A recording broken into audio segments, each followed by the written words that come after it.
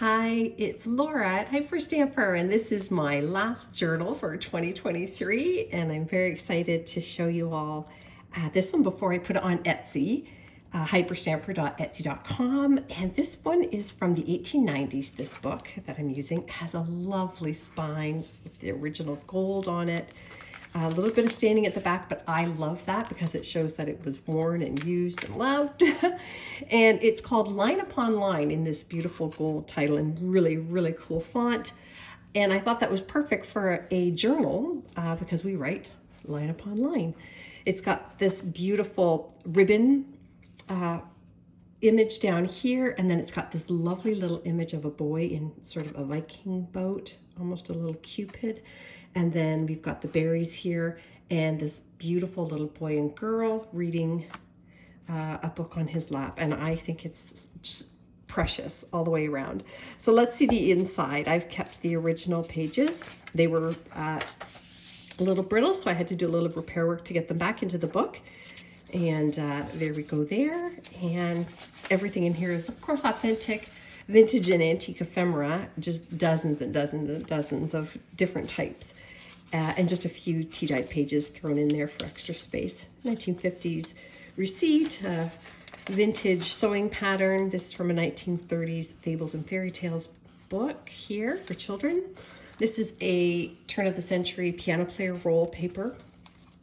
And then this is from the early 1900s, a book about medieval costume, and this one is from the 1400s, and that's under its original onion paper, which is kind of cool.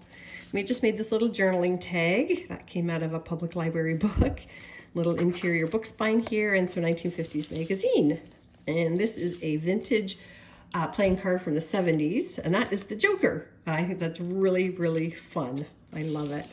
And this is just a little blank antique book page for journaling on, and that is also from the 1800s there.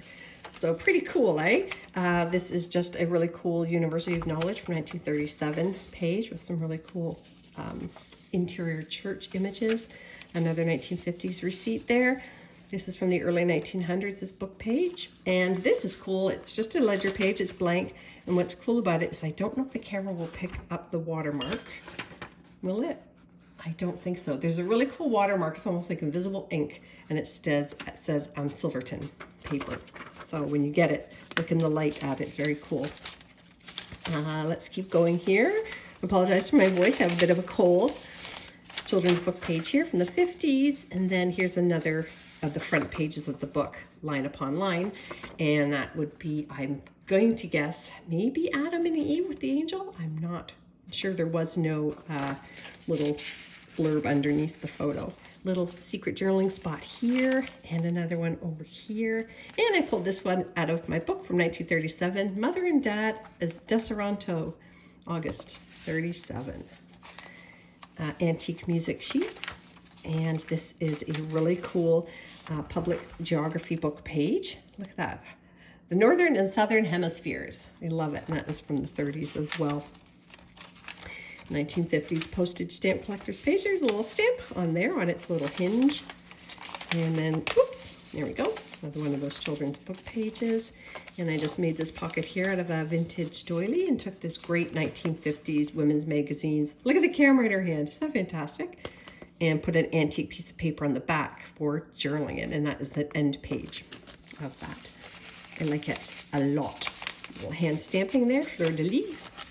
And I made this sweetheart pocket here and put in this really great children's book page, back to school, but I like it because I had the books on it. And you know me and my antique books, I'm passionate for them.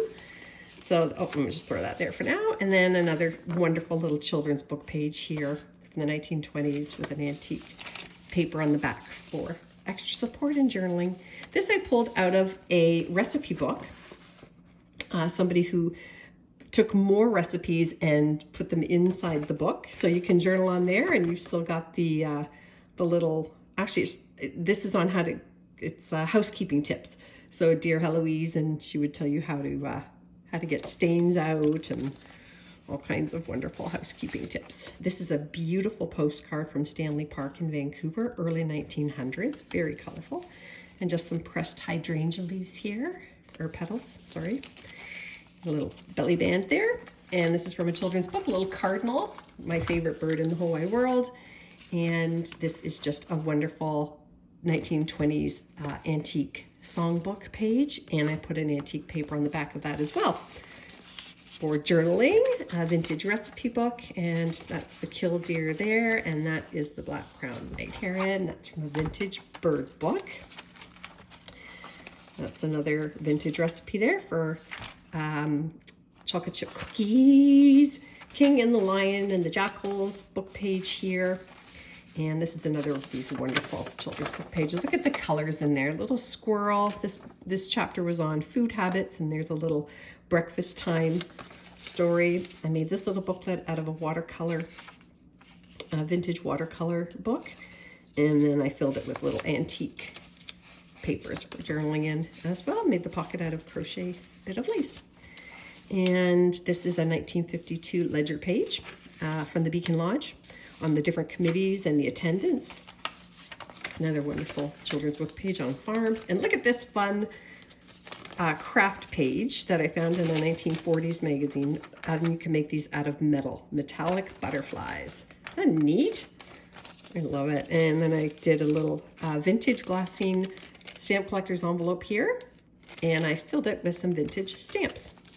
So you can have lots of fun with those. And it's just a little cute little vintage playing card there, Jack of Spades. One of those miniature ones. There's another plate from early 1900s book. Vintage botanical book. Another one of the seashore children's story pages. It's the flip side of that ledger, and that brings us to the end. So that's going on Etsy now. That'll be my last one for 2023. Again, I thank everybody so much for all of your love and support this year, and I hope you'll come back and watch more videos. I'll talk to you soon. Bye.